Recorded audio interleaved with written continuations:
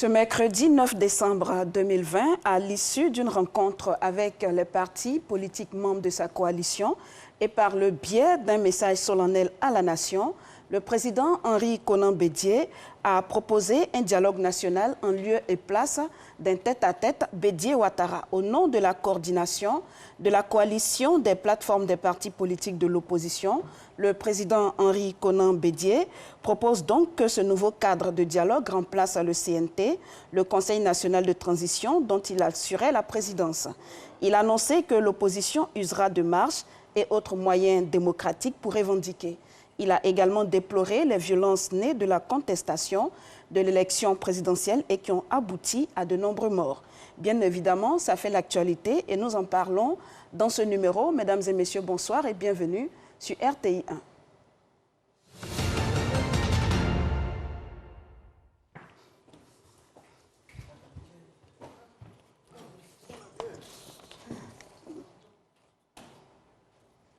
Une déclaration solennelle intitulée « Discours à la nation » du président Henri Konan Bédié pour proposer une nouvelle offre, plutôt une nouvelle issue à l'impasse politique. Cette offre préconise, entre autres, un nouveau cadre de dialogue élargi à tous les partis politiques et à l'ensemble des forces vives de la nation, sous l'égide de la communauté internationale. Suivons cet extrait. À mon âge, avec mon expérience de la vie et avec l'amour profond que j'ai pour mon pays,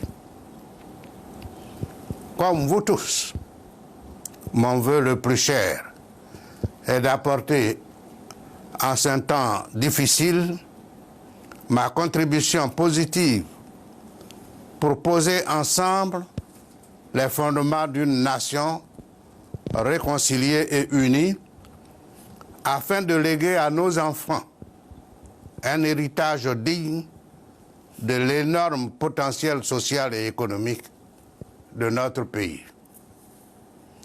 Dans ce sens, je saisis encore l'occasion d'exprimer ma gratitude à Madame Michelle Bachelet, haute commissaire des droits de l'homme auprès des Nations Unies, pour son ferme engagement dans la situation actuelle de notre pays.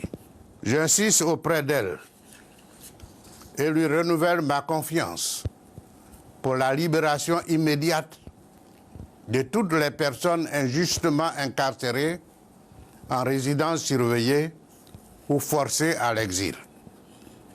D'autre part, je propose dès maintenant et urgemment, en accord avec toute l'opposition, l'organisation d'un dialogue national en lieu et place du tête-à-tête Bédié-Ouattara, car l'enjeu en cause, c'est celui de la Côte d'Ivoire rassemblée. Ce nouveau cadre de dialogue, qui verra la participation de toutes les forces vives de la nation et qui sera encadré sur le territoire ivoirien par des organisations internationales crédibles, spécialisées en la matière, dont l'ONU, ou tout simplement par des personnalités indépendantes choisies parmi nous.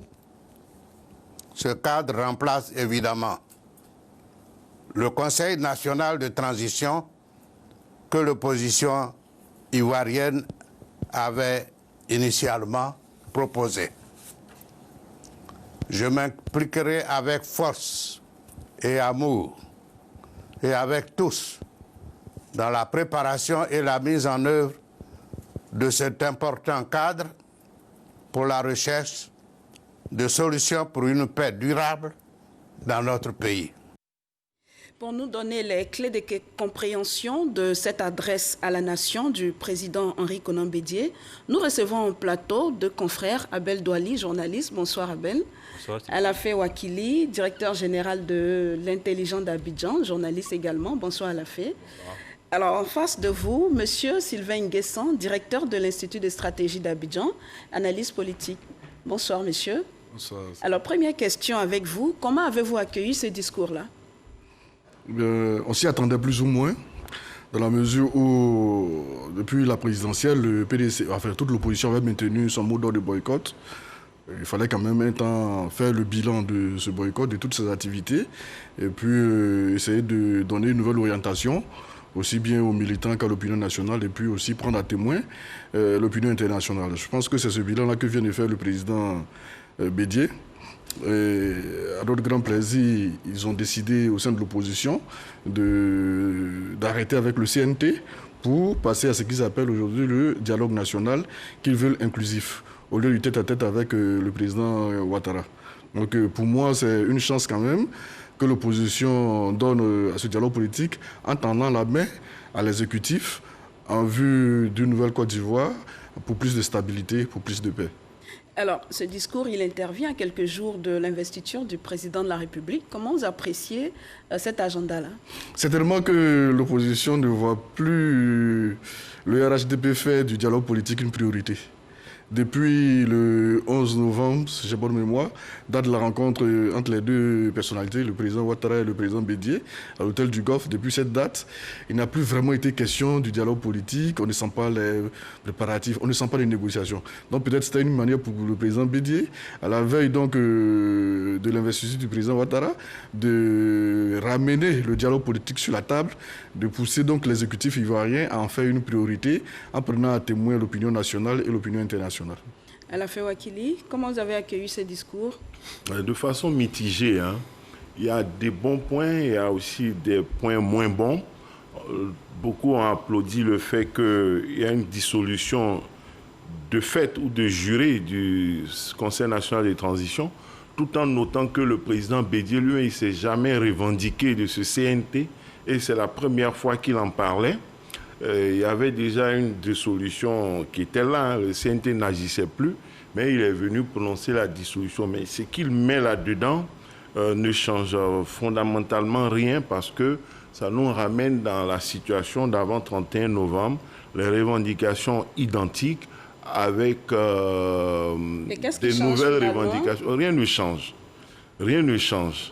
Rien ne change et on se demande pourquoi on a perdu le temps pour créer le CNT. Même pas la méthode. Rien. Pourquoi on a perdu le temps de créer le CNT? Parce qu'on aurait pu être dans cette négociation pour demander le dialogue national, comme le président Gbagbo le demandait. Il dit, asseyons-nous et discutons. Discutons. Cette discussion devait démarrer le 1er novembre sans qu'on ait eu besoin de créer le CNT.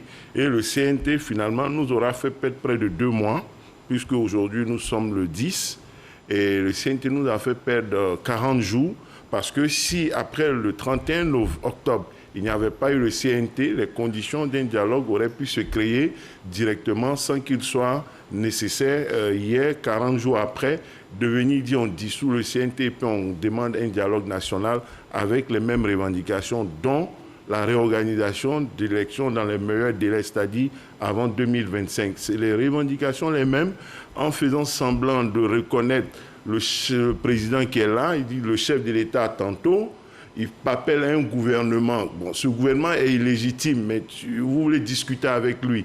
Au moins, il est légal, sauf si vous-même vous mettez dans l'illégalité. Donc, il y a à boire et à manger dedans. Il y a du bon, il y a du moins bon.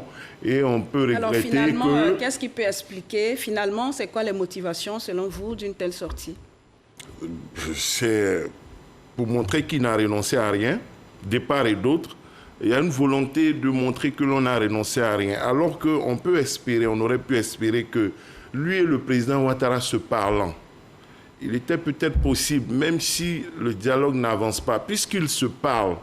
Parce que le début du dialogue, c'est de se parler, c'est d'être animé de bons sentiments. Puisqu'ils se parlent, et il est possible, dit M. Alassane Ouattara, ou bien M. le Président, j'ai envie de faire telle déclaration, voici ma position. Ils peuvent entre eux, sans aller au golf, sans faire des photos ou des images, ils se parlent, ils peuvent échanger ces propositions avancées. On a l'impression, à la lumière des réactions du RHDP en cours pendant qu'on est ici, qui ne se sont pas parlé et que lui, tout le sacrifice qu'il dit avoir fait, l'interpellation publique qu'il a faite, il aurait pu appeler son jeune frère pour dire voici ce que je pense, je veux proposer un dialogue national, etc. Ils peuvent se parler, ils peuvent arriver à aboutir à quelque chose comme le président Gbagbo et le président Alassane Ouattara peuvent se parler pour aboutir à quelque chose et à la suite de cela, annoncer ses réflexions aux Ivoiriens. On a l'impression que ce n'est pas le cas puisque le RHDP vient de dire que le président Bédié a manqué une occasion de se taire et que c'est la provocation de trop et il fallait vraiment pas ce discours qui pour lui est totalement inopportun. On n'a pas avancé. Abel Douali, ce discours est-il une provocation comme le dit le RHDP? Bon, moi je ne pense pas que ce soit une provocation. Je crois qu'il faut que les Ivoiriens apprennent à se parler. Et se parler veut dire quoi? C'est le président Bédié qui lui-même a dit. Discuter, c'est-à-dire qu'on échange pour conclure. Lorsque l'échange n'a pas encore donné une conclusion, on ne peut pas avoir dit ou qu'il y a une discussion et que cela a donné une conclusion. Non. Ce qui s'est passé jusque-là, ça a été une ébauche de discussion, de débat. C'est-à-dire le dialogue entre Bédié et Ouattara, ça a été un dialogue qui devrait annoncer la suite à faire. Mais malheureusement, qu'est-ce qu'on a vu à la suite? On a vu une espèce je veux dire, l'opposition, le pouvoir qui semblait un peu narguer le pouvoir, l'opposition qui semblait narguer, n'est-ce pas, le président Bédié, parce qu'il a dit qu'il fallait un certain nombre de préalables pour aller à l'essentiel. Donc, je pense qu'aujourd'hui, il faut éviter de croire que le Bédié de 2005, où il était le président du PDCI-RDA, qui faisait une alliance avec le RDR, c'est le Bédié de 2010 ou de 2015, 2016, aujourd'hui 2020. Non. Aujourd'hui, en 2020, le Bédié, c'est un Bédié qui est le leader de l'opposition ivoirienne. Et je crois que ça, même l'Occident, c'est-à-dire la presse occidentale, le dit. Donc, il ne peut plus prendre sur lui de faire des connexions, des combinaisons qui ne soient la vie de l'ensemble de l'opposition significative. Donc, c'est clair que quand le président Bédié s'engage, qui fait un premier pas dans le dialogue avec le président Ouattara, il revient et il consulte sa base, s'il ne l'a pas fait en amont. Et même s'il l'a fait en amont, il revient leur rendre compte. Et ce compte rendu donne une nouvelle suite à donner à la suite du dialogue. C'est ce qui se passe actuellement. Si l'opposition ivoirienne veut que ça se passe comme le président Bédié l'a déclaré hier, il est clair que c'est de ça qu'il s'agit pour l'opposition ivoirienne. Je crois qu'il faut qu'on évite de bipolariser le débat ivoirien. Ce n'est plus au niveau des bipolarisations, c'est-à-dire le débat doit être diffus. Diffus, c'est-à-dire? C'est-à-dire que toutes les obédiences doivent s'exprimer aujourd'hui sur la question ivoirienne. Donc, c'est ce qui change fondamentalement aujourd'hui, selon vous, du CNT à ce nouveau cadre de... Et je suis heureux. Tout à l'heure, il a dit que ça n'a pas... Non, moi, je suis heureux. Je fais partie de ceux qui avaient dénoncé le CNT. Parce que le CNT était quoi? On ne peut pas substituer à l'illégalité une autre illégalité. C'est-à-dire que le CNT était une illégalité constituée à l'illégalité qu'était la candidature du président Ouattara. Et moi, j'ai dénoncé ça dans mes écrits. Moi, j'ai dit ce que je pense être correct, quelle que soit l'obédience. Voilà. Donc, quand j'ai dénoncé ça, je suis heureux aujourd'hui que le président Bédié lui-même renonce au CNT, parce que ce n'était pas... Le CNT a marché au Golfe, enfin, pas le CNT, au Golfe, cela avait marché parce qu'il y avait une armée qui était là, l'armée rebelle. Mais est-ce que le Bédié, pendant qu'il constituait son CNT, c'est que certains ont appelé un kyste dans la rébellion, dans la République, est-ce qu'il avait une armée pour le protéger? Il n'en avait pas. La preuve, il a été cueilli par les petits policiers. Toute l'opposition a été barricadée. Personne ne pouvait sortir. Donc il n'était pas question, le CNT était une aventure périleuse. Et ça, ils s'en sont rendus compte. Aujourd'hui, ils y renoncent, je pense que c'est une bonne chose. C'est une avancée pour qu'on aille à un dialogue républicain. Et je crois que c'est une bonne chose que ce dialogue républicain, que le président Bédié lui-même l'énonce. Alors, un dialogue, le président Bédié l'a dit dans son discours, un dialogue sous l'égide des organisations internationales. Est-ce que le contexte ivoirien sied à un tel schéma? Bon, fort heureusement pour l'élément qui vient de passer, il a pesé dans la balance les deux éléments, soit des experts internationaux, soit alors des cadres ivoiriens indépendants que nous allons choisir. Personnellement, je me penche du côté des nationaux qui pourraient conduire un tel dialogue. On a vu le cas de l'Afrique du Sud avec la libération de Mandela. Ils ne sont pas forcément allés chercher. Desmond Tutu a bien pu conduire ce processus. On a vu le cas du Rwanda après des centaines de milliers de morts. Les Rwandais ont porté leur processus de réconciliation qui a porté quand même ses fruits, quoi qu'on dise. Donc je pense qu'en Côte d'Ivoire, on peut trouver encore des personnes On peut trouver encore des personnes indépendantes, des personnes dont la moralité ne souffre d'aucune suspicion, qui pourraient conduire ce processus-là. Maintenant, la bonne volonté fera le reste. Parce qu'une chose est de tomber d'accord sur des points, une chose est de les appliquer. On connaît les revendications de l'opposition, nouveau découpage administratif, audit de la liste électorale, réforme de la CEI, et maintenant réforme constitutionnelle qui vient s'y ajouter. Ça fait beaucoup. On peut tomber d'accord sur ces points-là. Maintenant, qu'est-ce qui pousse le politique à accepter de les mettre en pratique? Ça, c'est autre chose. Mais je pense quand même qu'en Côte d'Ivoire, on peut trouver encore des personnalités pour conduire un tel processus. D'accord. À la fin. Oui, cette justement revendication permet justement de dire que rien n'a changé. Parce que ça faisait partie des requêtes avant le 31 octobre. Une discussion avec, sous l'égide de l'ONU, sous l'égide des médiateurs internationaux. 40 jours après, on revient à la même chose, à la même requête. C'est pour ça que je dis qu'on n'a pas avancé. Cela dit, le dialogue national, ici en Côte d'Ivoire, ce n'est pas quelque chose de nouveau. Il y a eu les journées du dialogue sous le président Oufoué. Il est opportun, selon vous? Oui, il peut être opportun. C'est toujours bon de dialoguer. Voyez-vous, le dialogue à deux qui a démarré n'aurait pas pu justement continuer à deux.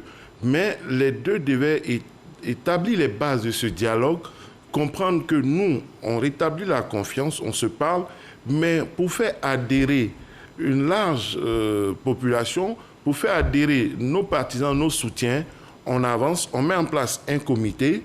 Ce comité, au niveau du PDCI de ses alliés du RHDP, s'accroît. On met 3 ou 4 personnes de part et d'autre, on avance. Après, ça devient 10, 10, 20, 20. On arrive à 500, on associe la société civile, les femmes, les hommes, les travailleurs, etc. Et puis, on forme un grand cadre de concertation. Donc, ça pouvait aller étape par étape, au lieu que ça donne l'impression d'être une proposition unilatérale, une injonction qui peut être de bonne foi, avec un peu de ruse, un peu de politique, un peu d'initiative à faire pour assurer l'adhésion de son camp. Le président Bédié peut être de bonne foi, mais la manière aussi peut être utile dans le process, surtout que le dialogue a été renoué et qu'il est désormais direct. Ensemble, il est possible de parler pour aller étape par étape, pour élargir, pour arriver à quelque chose. Je terminerai en disant que de toutes les façons, que ce soit du temps du président Houphouët-Boigny, en arrivant au temps du président Gbagbo, il y a eu ce type de forum, ce type de dialogue élargi. Peut-être que la commission dialogue, vérité et réconciliation n'a pas pris le même format à partir de 2011, mais ces instances de discussion, de forum pour le dialogue ou la réconciliation et l'échange politique ne sont pas des initiatives totalement inédites en Côte d'Ivoire. Et je crois que c'est un autre nom d'ailleurs de ce que le président du FPIA, Pascal Affi-N'Guessan, a toujours demandé à travers les États généraux de la République. Ça n'a pas, c'est un autre nom, mais c'est la même réalité et c'est des réalités qu'on a connues déjà en Côte d'Ivoire. Est-ce que c'est ça la recette miracle? On peut espérer. Maintenant, la manière dont ça a été proposé cette fois-ci semble déjà poser problème. Ok. Qu'est-ce que les Ivoiriens pensent donc de cette sortie du président Henri Konan Bédié? Jean-Marc Diadji leur a tendu le micro. On les écoute. Nous apprécions l'intervention du président Bédié. C'est ce que nous disons toujours. Les hommes du père fondateur de la Côte d'Ivoire, c'est de créer la paix. Et son esprit, c'est de paix. Donc tout dialogue doit consister à créer la paix en Côte d'Ivoire. Parce que les histoires ne nous amènent rien, elles retardent le développement. Et c'est une belle sagesse. Mais en retour, il faut que le président de la République tende la main pour réconcilier tous les Ivoiriens. C'est une opportunité. Parce qu'aujourd'hui, tous les protagonistes sont parlés. Le président Gbagbo a parlé, le président Bédié a parlé, le président Alassane maintenant, c'est lui qui reste. Donc il unit tout le monde et la Côte d'Ivoire avance pour un nouvel avenir. Dès lors que la sincérité de mise et que vraiment les uns et les autres sont résolument décidés d'aller à la paix, je pense que la paix se fera. On est fatigué. Depuis je ne sais quelle année, 82, après le décès de Houphouët-Boigny, nous sommes dans un cycle de violence vraiment interminable. Et je pense que c'est sage. Je pense que c'est sage et que vraiment, là où nous sommes, la Côte d'Ivoire n'a plus besoin de toute cette cacatérie, de tous ces morts, de toutes ces privations.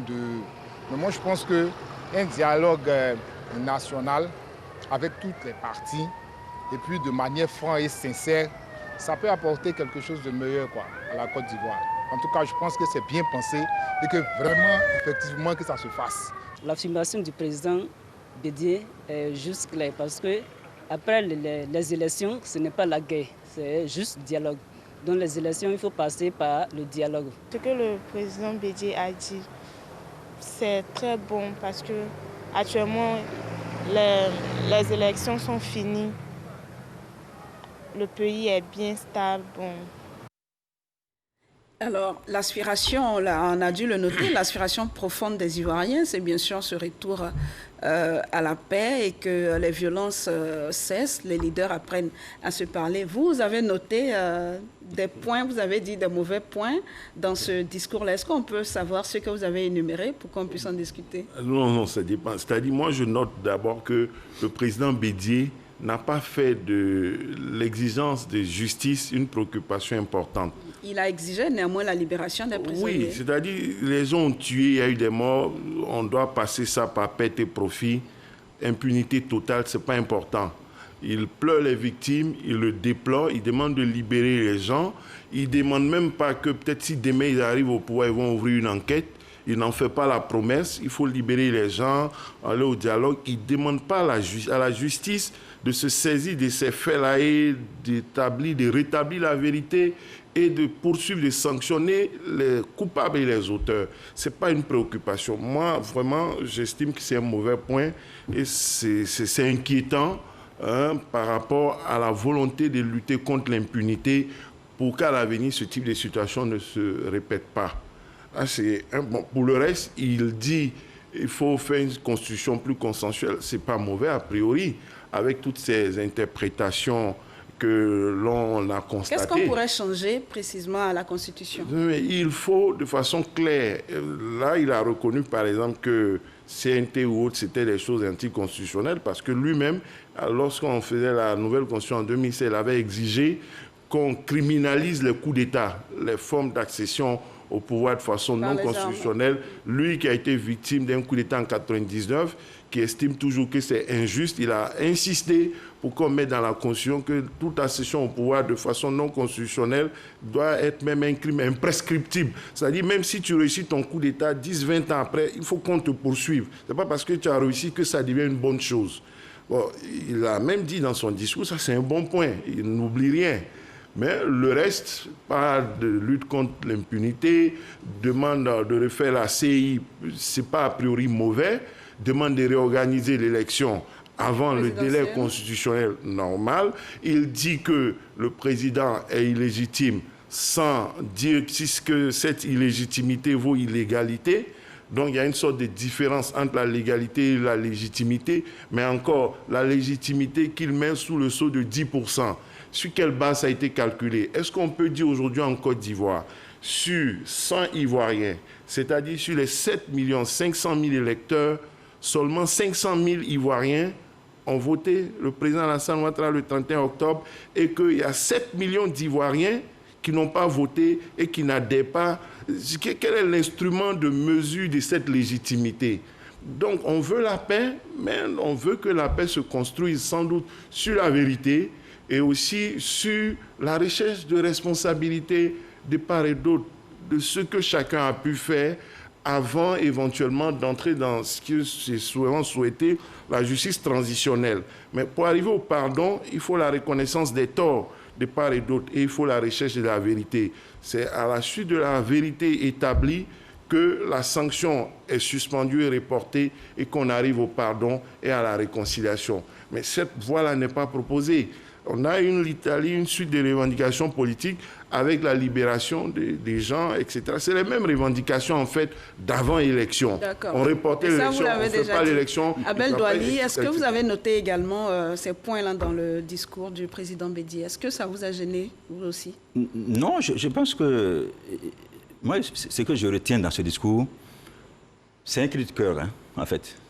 C'est vrai, ça peut faire un peu du déjà entendu, mais c'est un cri du cœur. C'est-à-dire, lorsque vous prenez le premier paragraphe de ce discours, mais quand j'ai relu ce discours avant de venir ici, mais qu'est-ce que j'ai ressenti? Mais ce discours-là aurait dû être, c'est-à-dire ce premier paragraphe-là, je ne vais pas le lire ici parce que ça va prendre du temps, Mais c'est comme, c'est le président Ouattara qui pouvait tenir ses propos face à une agression extérieure. C'est-à-dire qu'aujourd'hui, le président Bédié parle comme si il a le sentiment que le peuple ivoirien est agressé par des forces qu'on ne maîtrise pas. C'est un cri du cœur. C'est-à-dire qu'il se met à la limite à la place du chef de l'État aujourd'hui. Et ce chef de l'État, qui n'a jamais déploré, sauf si je n'en ai pas entendu parler, c'est ce qui se passe. Ça, je le dis, je ne dis pas ça parce que je suis partisan de tel ou tel. Je suis en tant qu'observateur, je constate qu'il n'y a que l'opposition qui déplore ce qui se passe aujourd'hui, les exactions. La preuve. Ce matin, ce midi, pardon, avant de venir ici, j'ai suivi sur RTU 1. On est encore en train de poursuivre des jeunes gens qui ont à Abli, un village de Timodi, des jeunes gens qui se sont affrontés à l'arme blanche ou à l'arme à feu. Mais prenez certains journaux, notamment le Nouveau Réveil, à la dernière, c'est-à-dire à la contre-une, qui a sectionné la tête de Toussaint jusqu'aujourd'hui. Est-ce qu'on connaît ce monsieur? Vous, Sylvie, vous la connaissez ce monsieur? Vous le connaissez ce monsieur aujourd'hui? On vous l'a présenté? Il est encore dans la nature. Il se pavane à la limite. Mais pendant ce temps, on brandit comme du chiffon rouge ce qui s'est passé à Timodi hier. C'est de ça qu'il s'agit aujourd'hui. D'accord. C'est-à-dire cette justice ou bien cette politique qu'on fait avec des attitudes, je dis, partisanes, où on a le sentiment qu'on ne voit pas à gauche et on préfère voir à droite, c'est de ça qu'il s'agit. Donc le président Bédié, aujourd'hui, ce qu'il dénonce, c'est... On n'a pas eu en 90, excusez-moi, je vais finir par là. En 90, ce qui a manqué à la Côte d'Ivoire, c'est ce qu'on appelait la conférence nationale. Certains pays ont eu la conférence nationale. Nous, en Côte d'Ivoire, le président Fouboyen n'a pas voulu ça. La conférence nationale notamment.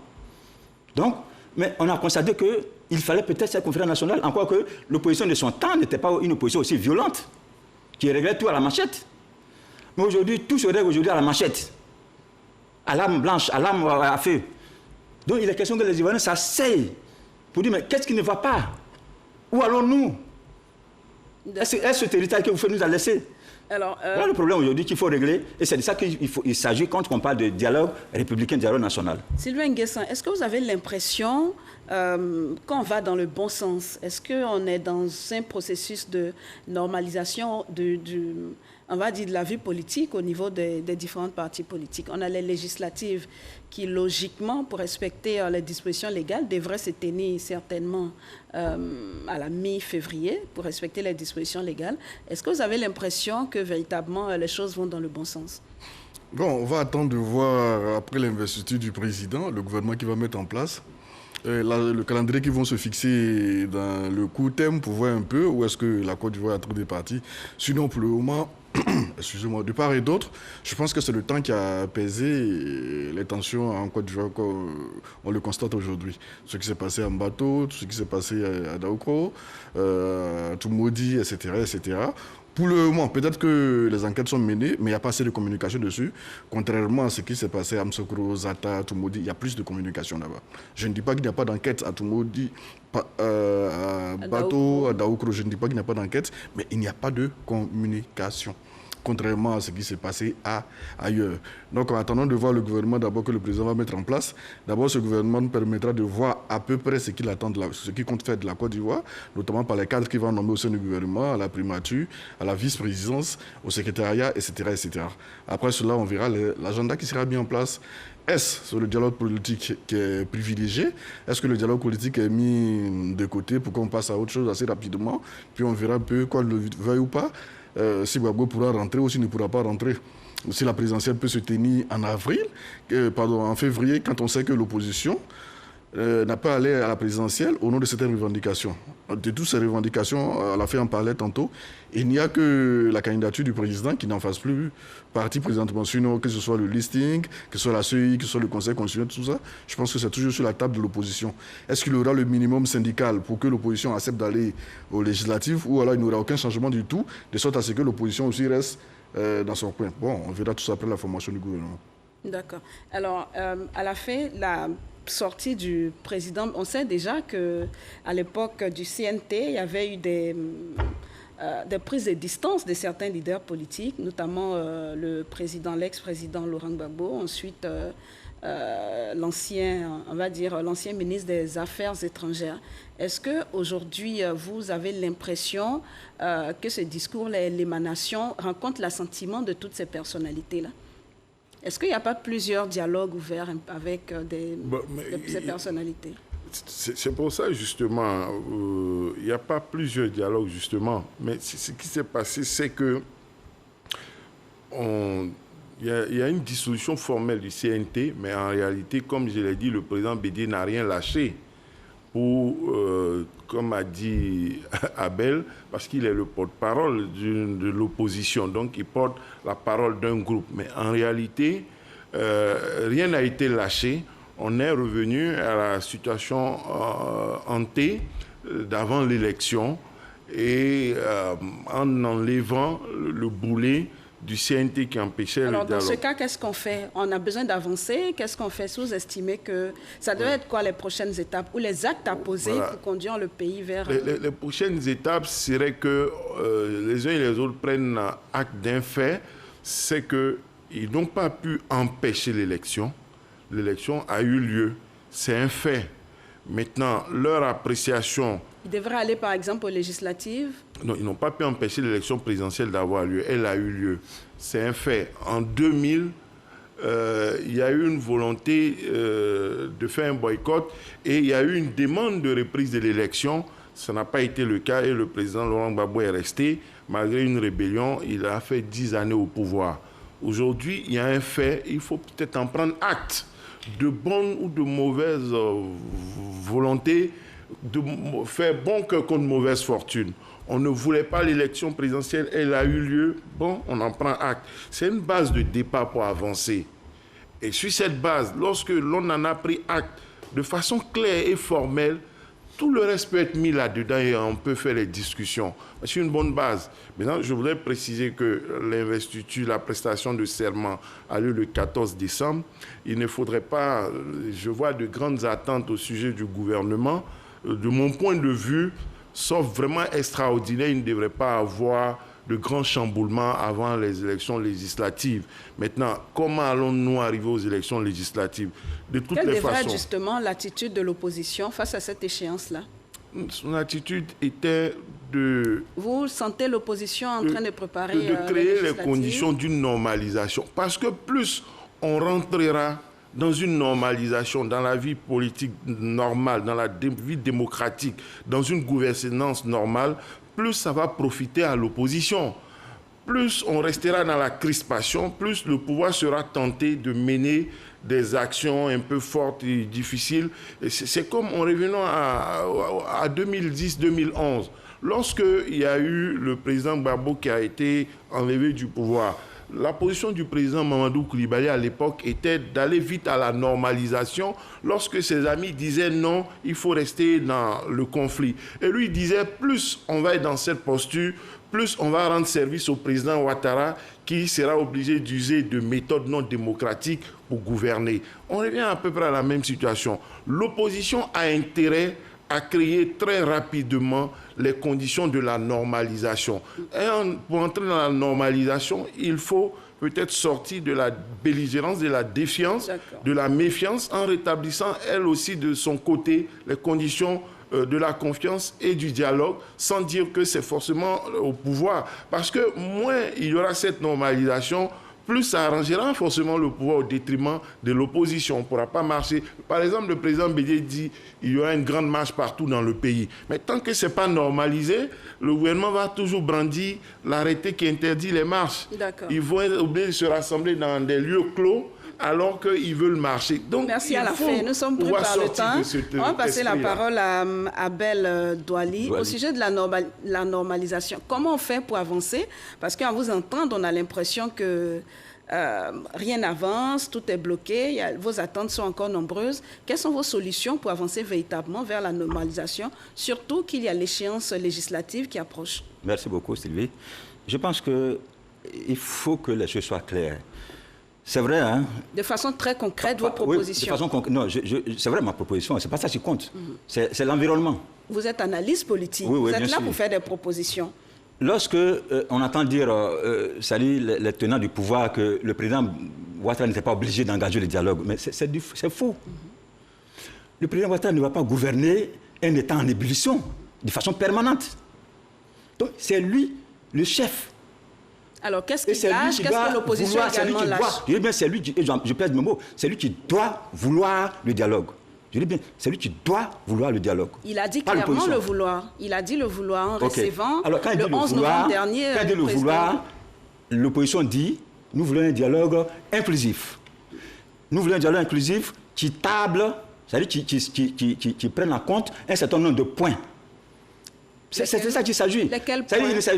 Je crois que vous avez énuméré, moi je ne suis pas de l'opposition, je n'ai pas énuméré ça à leur place. Vous avez lu la déclaration du président. Alors, je vais le dire rapidement si vous voulez. Il y a par exemple la libération de ceux qui ont été incarcérés. Parce que vous voyez, dans une situation claire, le chef, je ne dis pas ça parce que pourquoi on a pris le président Bédié pour l'incarcérer, non. Le chef, lui, il est dehors, mais c'est sous-fifre, excusez-moi de l'expression, c'est-à-dire ses collaborateurs sont emprisonnés. Ce sont des choses qui sont incohérentes, c'est incohérent. Merci Abel, on a presque terminé. Vos solutions pour aller à la normalisation, pour qu'on ait une élection législative avec la participation de l'opposition comme du parti au pouvoir. Qu'est-ce qu'on fait pour normaliser la situation? Je pense qu'à court terme, quand même, on peut réformer la CEI. Je pense qu'avec un peu de bonne volonté, en l'espace d'une semaine, 2 semaines, on peut réformer la CEI. Le découpage administratif, c'est faisable, je pense. Maintenant, audite la liste électorale, bon, qui va venir auditer ou trouver les moyens, ça me paraît un peu... Sinon, on peut réformer la CEI, on peut revoir le découpage administratif rapidement et puis aller... Alors ça, c'est au niveau du pouvoir. Au niveau de l'opposition, quelle attitude adopter? Bon, l'opposition, c'est de mettre un peu d'eau quand même dans son vin. Voilà, le mot d'ordre de boycott, j'ai lu le discours, peut-être que je me trompe, mais je n'ai pas entendu que le mot d'ordre était levé. Voilà, donc il va falloir faire le second pas pour dire la désobéissance civile, le mot d'ordre est levé. On rentre maintenant dans l'ère normale, on normalise les relations et puis la discussion se poursuit. D'accord, merci à tous. Merci d'avoir accepté notre invitation. Cette émission est terminée, malheureusement. Les programmes se poursuivent sur les antennes de RTI 1. Merci de nous avoir suivis.